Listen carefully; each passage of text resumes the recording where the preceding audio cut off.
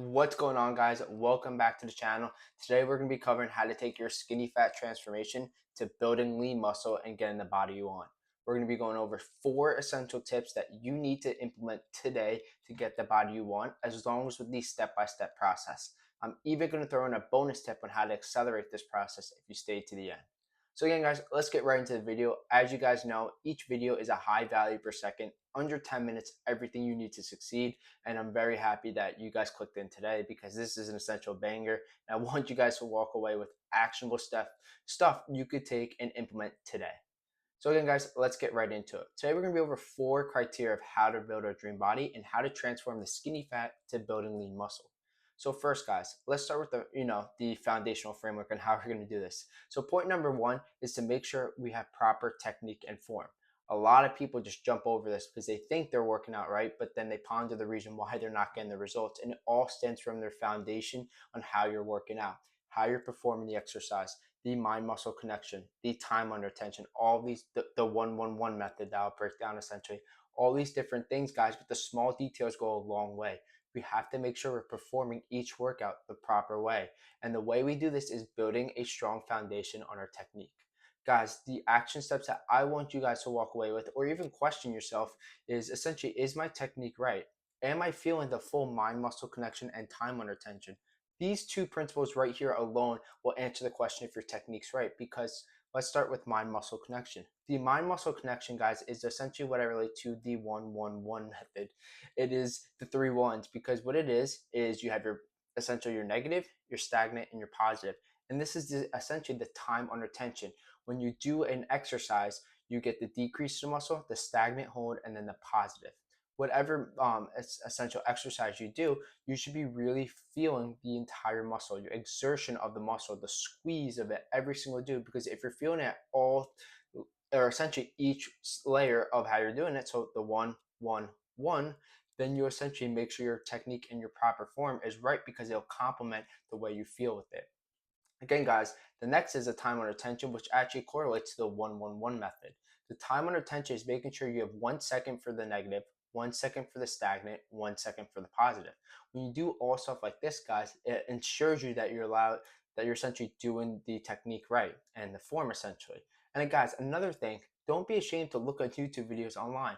There's it's always a journey. You should always be learning, and to not have the belief that you know everything, that you don't want to break your ego. Guys, I hate to break it to you, but you have to learn from other people. You're starting your journey, and everyone started from the bottom, and everyone learned from people above them. So essentially, you guys are no different, and you have to make sure you're doing everything right, and make it, guys, make it very simplistic on your end. Do the small things that yield the outputs, and this stuff will compound over time with consistency. So glad I could touch on that. That's point number 1. Point number 2 is what we're essentially going to do is compound overloading. So guys, you should be implementing compound lifts into your workout, but a lot of people get this mixed up, is they essentially do their compound lifts essentially at the end of the workouts, or they don't even do it. Guys, you should be doing your compound lifts at the start of your workouts.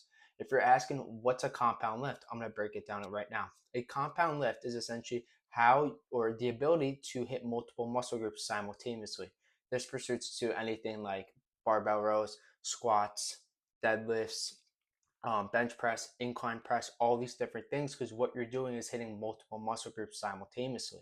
When you do this, for example, like a bench press, you may think you're hitting your chest, but essentially what you're hitting is your chest, your triceps, your shoulders, and your core. The reason we start our workouts with these compound lifts, guys, is essentially because it has the ability to hit the entire muscle. For the chest, for example, the compound lift for the chest, it hits the entire muscle group as well as other parts of your body.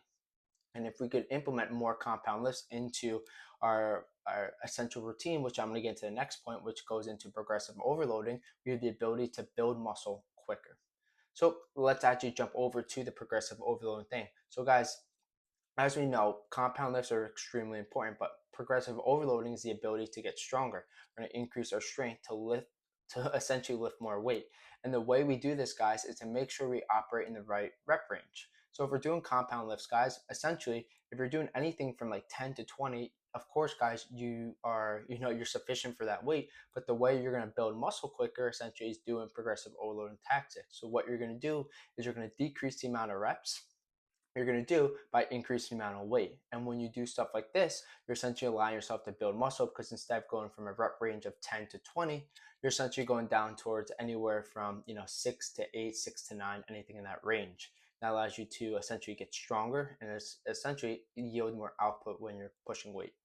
So, for example, just to make this very simple and an easy way of looking at it, say if you're repping 225 out for 10 to 20 reps.